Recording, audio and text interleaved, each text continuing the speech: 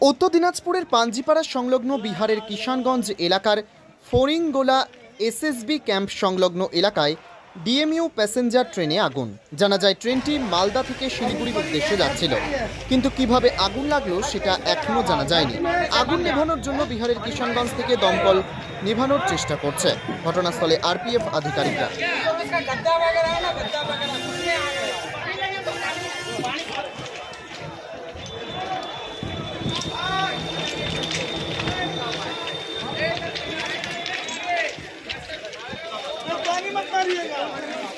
बाल्टी और थी ना, एक बाल्टी उधर थी, किधर गई?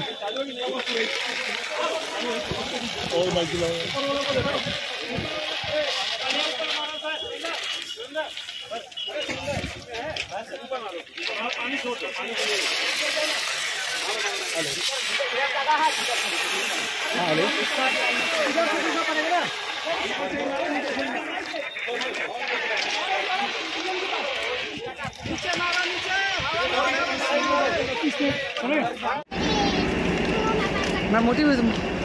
मैं मोनेटाइज हो जाएगा चैनल तो।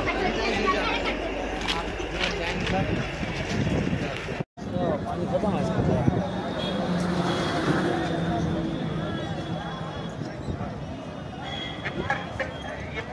कितने आदमी ट्रैक पर खड़े हैं।